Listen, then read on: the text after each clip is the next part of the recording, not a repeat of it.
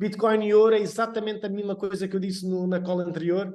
Na minha opinião, aliás, eu vou dar aqui uma opinião um bocadinho mais concreta sobre a questão do ouro e do Bitcoin, que é o cost of carry no ouro é muito maior em termos absolutos do que é no Bitcoin. E já falámos sobre o porquê disto, não é? Porque a quantidade de ouro, o market cap do ouro é muito maior que o market cap do Bitcoin.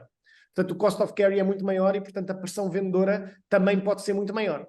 Ok? Principalmente se caminhas para uma recessão global e se as taxas se mantiverem altas, eu não sei até que ponto... Lá está.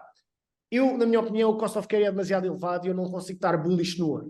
Mas também não consigo estar bullish no Bitcoin. O que eu consigo dizer, e assumindo que posso estar enganado nos dois lados, é que eu sei que Bitcoin teve o hype em 20, e como a grande parte desse hype era leverage, tu tinhas taxas de juros muito baixas. Portanto, apesar de eu reconhecer que o Bitcoin tinha o efeito que víamos em equities, por exemplo, do facto da moeda estar a ser debased, portanto, tens esse efeito no Bitcoin, mas depois tinhas o efeito leverage, era a quantidade de hype e alavancagem que estava a entrar no Bitcoin, que teve que ser retirada do sistema, certo?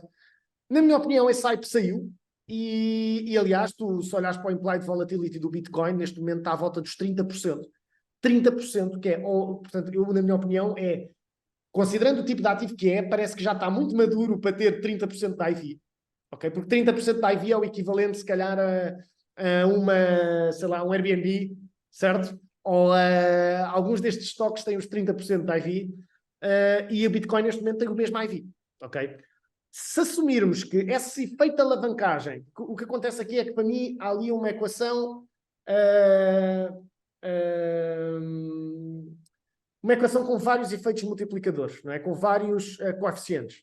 E, na minha opinião, um dos que estava a ter mais peso era a alavancagem em 20 e 21. E acho que essa alavancagem saiu. Agora, tu estás com a parte no Bitcoin que, neste momento, tens no Bitcoin aquela que é a componente similar a que vemos em equities e que vemos em ouro, que é debasement monetário, custo-oportunidade, certo? Só que a parte da alavancagem saiu.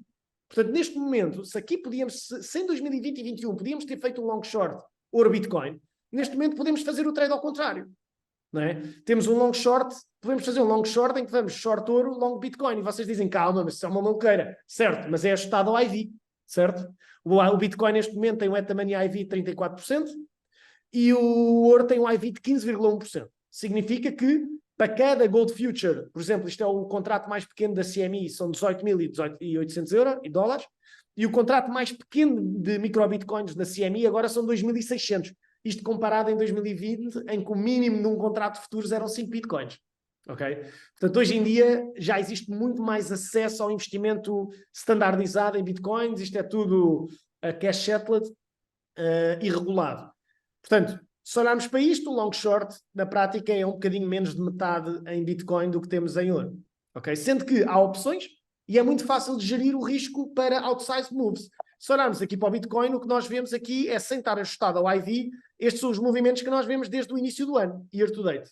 Okay? Vemos o ouro a subir 15,4 e o Bitcoin a subir 35,2. Nem a brincar, é quase certinho em nível da IV, não é? Os retornos do Bitcoin foram um bocadinho superiores a 100% dos retornos do ouro, o que vai muito em linha com o IV que temos aqui, certo? O IV do Bitcoin é um bocadinho acima do IV do ouro.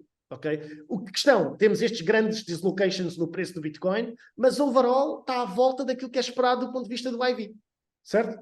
Pronto, se na eventualidade, da mesma forma como gerimos o risco do euro-dólar, temos de nos lembrar, como as taxas de juros estão elevadas, é relativamente simples, ou é relativamente mais barato proteger contra o downside.